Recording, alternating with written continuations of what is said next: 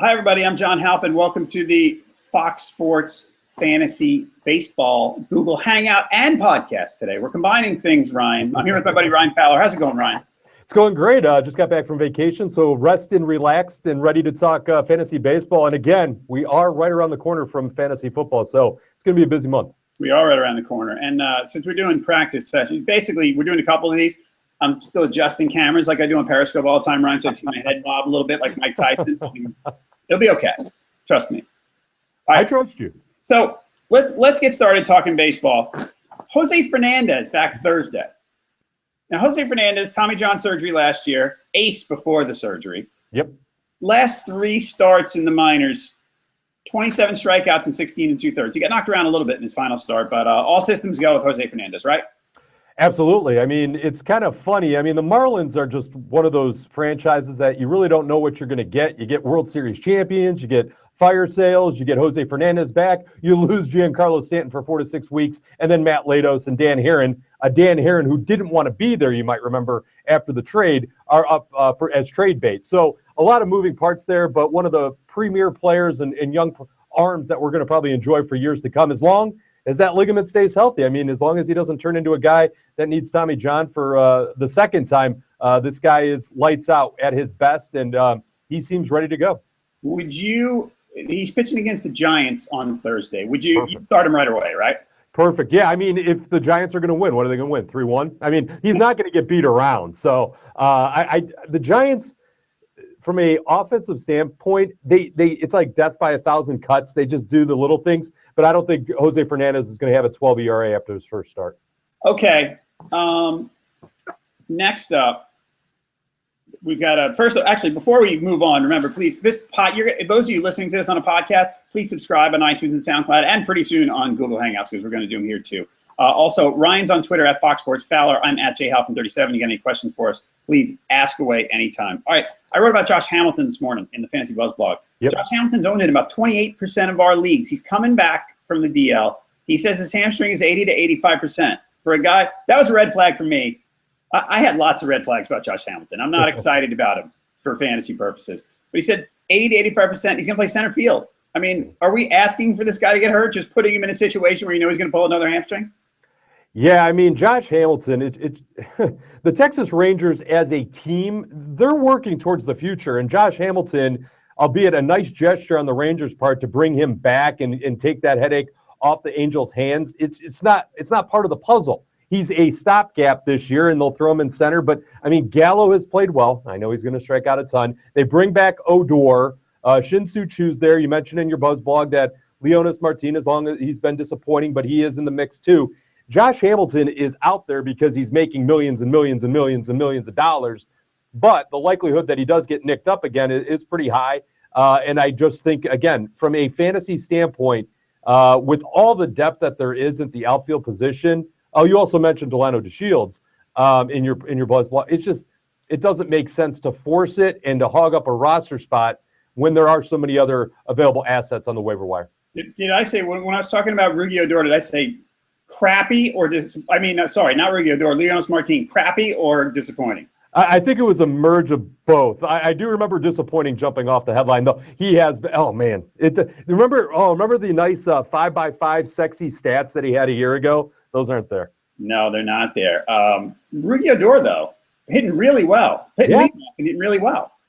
And again, this is a shift towards the future. I mean, I know they wanted Profar to everything, the stars to align in Profar to be that guy, and then Odor had to kind of fill that gap until we'll see what happens with Profar in the future. But, I mean, him and Gallo, along with Alfaro in their minor league system, with Beltre and Beltre coming back from injury, they're kind of moving Gallo around a little bit. But, yeah, I mean, they're looking towards the future. You get Darvish back next year. Delano DeShields has been a pleasant surprise. Can he keep it consistently? Time will tell. But this is a team about the future. And Josh Hamilton, as nice as it is to have him back, I don't see him making huge waves in fantasy baseball circles the rest of the year. Okay. Next up, you're someone near and dear to you, Cody Anderson. Had another good game last night for the Indians. What do you think here? Is this 2 really good games as a prospect? Just people are like, yeah, he's all right. Not so bad. 3-4 starter. Is this 2 starts something to get excited about for people? Well, he's no Turo Murata or whatever the heck they started when I was on vacation. 30-year-old rookie, that's always a good sign. The Indians, I've seen this movie before, John. I've seen a lot of Indians movies over the years, and here's a fun little fact. So on the side, I got back into sports memorabilia and card collecting and all that. And I have a Cody Anderson autographed rookie card, right? So 3 weeks ago, Cody Anderson's rookie autographed card was worth 99 cents. He goes out there and has 2 good starts. Now it's worth around 15 to 20. So if you play it like the stock market, you're like, oh, sell high, right? Yeah, you're selling high right now because you look at his minor league numbers. Last year at AA, what did he carry, a 5.5 ERA? This is what the Indians do. They run out of 4 and 5 pitchers, and then they rush up some guy that's 24 years old that might have had a back-to-back good start, and they throw him into the mix because they're out of ideas. And this has happened time and time again. One exception to the rule was the veteran Scott Kazmir, who worked well in that role a few years ago. But they run out of talent at the 4 and 5 starting pitcher position, and you throw Cody Anderson in there. His K9 rate's way too low, and I think this is a little bit of a flash in the pan. Plus, the Rays don't hit that well, so I'm not real. Oh my gosh, he had a perfect game through 6 against the Rays. Very happy for him. Very happy he's getting a shot. 24 years old. There's a reason his baseball card wasn't worth that much because he's not a top prospect. If he was a top prospect and he came up there and did what he did over the last 2 games, his card would be worth hundreds of dollars. It's worth $14. So I would pump the brakes on Cody Anderson moving forward. All right. Baseball card analysis right there from Ryan Fowler. It helps. It's the stock market. No, I get it. Yeah. All right. Finally, I think it's not legal this week to have a podcast or a radio show or a TV show and not talk about Steven Matz, right?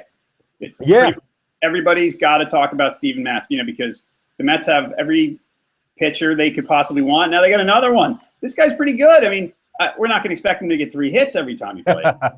But this is a guy who, when he was coming through the minors, people thought, he was below, Harvey, Wheeler, Syndergaard, whatever. He was pushing on Syndergaard, though. He was pushing on him. I feel like the longer he pitches, the more people like him. And not just, Met fans who are fired up, but scouts and analysts and people like that. Everything. The more he pitches, people are going, this guy might be better than we thought. How much are you jumping in right now in FoxSports.com leagues? Steven Matz is owned in 41.5%. Are you in 12-team mixers? Totally in. And this is also going to allow the Mets to move John Neese, where at the trade deadline, if they want to make a move, I think John Neese gets moved. The Dylan G experiment, he's had ebbs and flows that I think the reason we haven't seen Matz before now is because of Harvey, Syndergaard, and all the talent that they've had in that rotation. Wheeler before he got hurt or whatever. I mean, I really think Matz could be pushing Syndergaard as a better pitcher long-term. K9 rate's pretty healthy throughout the minor leagues. And again, he won't be hitting as well as he did in his debut. Nobody has in 100 years. But yeah, I'm all in on Matz. I think he's been one of those. I think sometimes Mets fans and baseball analysts paying attention to the Mets have been so hung up on Harvey being Batman or whatever the heck his nickname is, Wheeler, and it's just like spoil of riches that they overlooked Matz, or not overlooked him, undervalued him, and he was going to make an impact when he came up because, again, the guy's been pretty consistent in the minor leagues, and I believe he's pitching in the PCL, which is, again, hitter-friendly, and he's still putting up pretty solid numbers. Yeah, in the PCL, they put up really strong numbers, and that's something. Because I was saying to I think Adam on Friday, we always make excuses for guys who pitch in PCL. Right. And this guy, we don't have to make the excuses because the numbers are still really good. Yeah. All right, daily fantasy for Tuesday. We're on Tuesday, June 30th. We're doing DraftKings numbers. Yep. Top of the list here, Sale, Gray, Hamill. Sale's a couple thousand more than the other guys. Do you spend on Sale or go for one of the others? The way that I looked at it when I got the notes before we started taping, I'm going to avoid heavy investment at the top. I know a lot of people will buy Sale. The Cardinals, I think I would. My top line guy would be Garrett Cole. I know the Tigers can hit, but I'm pretty hung up on either Garrett Cole or Dallas Keuchel and keeping that SP1 in DraftKings under 10,000. All right. See, I think I'm going either Gray or Sale. Whoa! You're not a Gray guy. Well, I'm not a Gray guy. You're right. Whoa. Tonight against the Rockies. The Rockies stink. Okay, fair enough. That's pretty much and it's not in Colorado. The other one, on my saving a bit on the second pitcher. Yeah. Jordan Zimmerman. I mean, the Braves without Freddie Freeman can't hit. It's true. So I think that's where I'm going. I got to tell you, I like Marco Estrada because yeah, go ahead, finish your thought. I like Estrada because not only has he pitched pretty well lately, he's a little underrated. Yeah, but he's really cheap. I think he's 6,300. Yep. And the Red Sox have no Hanley, no Pedroia. Ooh, good points. And the other thing is, as far as getting a win, I mean, the Blue Jays just destroy left-handed pitchers, and they are going to kill Eduardo Rodriguez tonight. I like Eduardo Rodriguez. I think they're going to kill him. So the likelihood of a win for Estrada sounds pretty good. Fun baseball note, I just sold Eduardo Rodriguez rookie card for $5 after his last start. Going back to Estrada, 21 DraftKings points, 5.3, meh. 26.8, 38.3 over his last 4. So there is a lot of validity to what you were saying there. The guy I was going to be targeting was Andrew Heaney against the Yankees at home. He's going against Nova for the same reason you thought maybe Estrada against the Red Sox and their starting pitching. I think Heaney might be worth the value. But again, Estrada's cheaper than Heaney by $600, so you might have a point there. Yeah, I think Estrada's pretty solid. Like I said, I'd rather have Zimmerman, but I could live. If you want to spend for sale, Estrada becomes an interesting proposition because he saves you a lot of money. He keeps you under or right around 20,000 for your 2 pitchers. And you're coming off a win, so you can get freaky tonight. That's right. I beat you guys. I think I won last night by half a point. We have a 6-man tournament every weekday among us at Fox, everybody. And last night I won by half a point. Half a point. Awesome. Love it. Henry Graveman, hook me up, baby. 8 up. All right, hitters. What do you like? I mean, the Blue Jays and the Dodgers. If you're into stacking, the Blue Jays and the Dodgers are kind of obvious, right? Anybody else you like? I'm not a big Carlos Frias fan at the current moment. I rolled the dice on him earlier in the fantasy season, but Arizona's offense always intrigues me, and when he's going up against somebody like Frias, there is stackability there at the top of the lineup. All right, and the over/under's 9 runs on that game. All right, let's see. So other hitter, you got any cheap hitters you wanna offer up to people? Yeah, actually, I wanted to kind of explain my not newfound strategy. I've been kind of working with it over the last few weeks. When you're talking about trying to find budget hitters and to fill out that roster and allow for a little bit more spending, maybe on an SP or maybe on an outfielder where it seems a lot of offense comes from. The way that and this might be something that everybody does. This is what I've kind of turned towards over the last few weeks, and it's worked out quite well. Taking the sample size of the last 7 days and lining it up with cheap value plays has seemed to work out pretty well for me. So what I do is I go to the stats for the last 7 days, sort by hits, most hits, and then I start chipping away at the names. And you look at guys like Cesar Hernandez of the Phillies, who picked up a couple more hits last night. Jordy Mercer has been a great value, both under $3,000.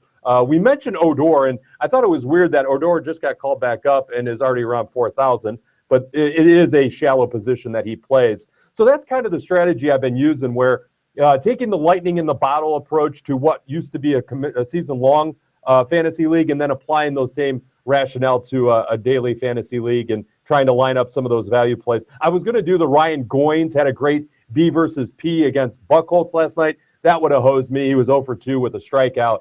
But I think that lightning in a bottle approach for budget hitters is the way that I'm going to keep going. All right. Yeah, I mean, I've read stuff that there's things to be said for, even though streaks aren't sustainable, they actually can help you win in daily fantasy because they do continue for a little while. It's just that you can't tell when they're going to peter out. But Cesar Hernandez at under 3,000 to fill that position out and have some money left over for a big hitter, it works. Sure, because he's going against a rookie pitcher for the Brewers, Youngman, and he's usually when he plays, he bats like second in the order, right? Right, exactly. So for that price, I mean, he is hitting. I actually have him in a lineup somewhere today. Another guy, Josh Fegley. You know, I tend to look for the splits. Yep. Because you look for the guy who, you know, isn't normally a great hitter, but you look at, you know, against the opposite hand, like the Ryan Rayburn thing that I always default to. Josh Fegley, I mean, the weighted on base average is a really great stat. Just, if you're looking for like one number to find for a guy, that's a really good number. Josh Fegley, just like he's like Giancarlo Stanton against lefties. He kills them, and he's 3,100 today. And the other catchers, it's like, they're okay. One note on Fegley. I was very excited about Fegley as a fantasy option in season-long leagues, but again, we didn't know what the platoon was going to be with Stephen Vogt and himself. Fegley's power numbers, I think we talked about it during spring training. I mean, he has monster power numbers in his minor league career, and it just turned out that Stephen Vogt had a good start to the season, and that platoon kind of went away, and it was going to be Vogt's turn to go every day instead of a split of time throughout the season. Yeah, and they get Vogt, like when the lefties pitch, sometimes they'll still get Vogt in at DH or first base or something. But Fegley, when the lefties pitch, he just, when they let him play, he just beats the snot out of them. Anybody else? We talked about Hernandez. We talked about Fegley. Jordy Mercer. Okay. Yeah. Jordy Mercer's got, who the Pirates have tonight? Sorry, off the top of my head, I don't remember. Verlander. Okay. Yeah, that's one to target. I agree. Mercer bats a little lower in the lineup. I got two more. Dexter Fowler against John Neese. Fowler's another one. Yeah. Nice player.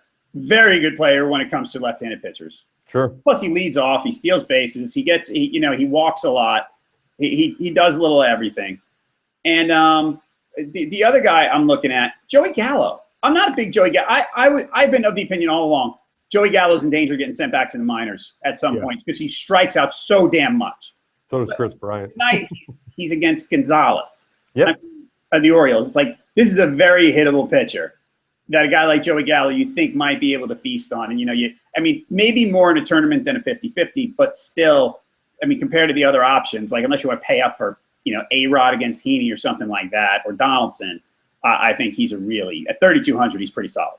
That is a solid. Again, when you're putting that puzzle together and you get something below 3,500 and in the examples I mentioned under 3,000 and you're weighing those options, I think there is some true value to that, especially the guys that can go gonzo. The power numbers, they're there, and you can only have so many Billy Hamiltons where he gets on base twice and swipes 4 bases. It's tough to judge for that and pay the premium on that for the chance that he gets on base. All right. Ryan, what else people got going on? FoxSports.com/fantasy. What should people be looking for right now? All right. So we are going through these Google Hangouts, and we're practicing for some video podcasts because, again, we want to start engaging with the audience a little bit more, fellow owners, and not just have you read an article. Anybody can go to the website and read an article on ESPN, Yahoo, or ourselves. I think that by us doing it this way and then bringing the questions in from Twitter, from Facebook, and having a conversation, not just us going through a list of topics and breaking it down, but actually taking your questions. And then, because the one thing we learned, John, is when we did these chats, these Scribble live chats, Cover It live chats over the last 5 years, a lot of the same questions were asked, and they were asked numerous times throughout these chats. Well, if we take one of those questions that we always get in the chats and we break it down, well, then everybody can go to the video, everybody can watch the conversation, and it's not like a 100-word answer for that question. We can break it down, and then it's there. We don't have to keep going back and back and back. It is answered, it is talked about, and then it'll forever live on the interwebs on YouTube on the recorded segment. So that's what we're going to be working on. I think the social interaction of Periscope is going well. I saw that you had another one last Thursday. It looked like it went as well as the previous 2 weeks. So I'm very interested to see how Twitter Periscope works in the fantasy football world, because it has done quite well in the fantasy baseball world. And I think we both can agree that fantasy football is a lot more popular. So I think the conversation that we have on Periscope, not only Google Hangouts, but Periscope, is going to go quite well throughout July and August. All right, and we got football coming soon, everybody. So be ready. We're going to be doing these Google Hangouts for football pretty soon, and we hope you're going to like those a lot. As far as this, keep following us on Google. We're gonna have a Fox Fantasy channel on YouTube pretty soon, where you can follow these Google Hangouts, and you're gonna be able to participate if you want to. Also, if you're listening to this as a podcast, again, please subscribe on SoundCloud and iTunes. That way you're going to know exactly when the podcasts are ready without us having to tell you on social media or anywhere else. Everybody, we're going to be back with another podcast on Friday and with another Hangout within the next week or two. So please make sure to come back and listen, and follow us on Twitter so you know when they're happening, at Halpin37 or at Fox Sports Fowler. For Ryan Fowler, I'm John Halpin. Thanks again for listening to the Fox Fantasy 15 and watching our Google Hangout.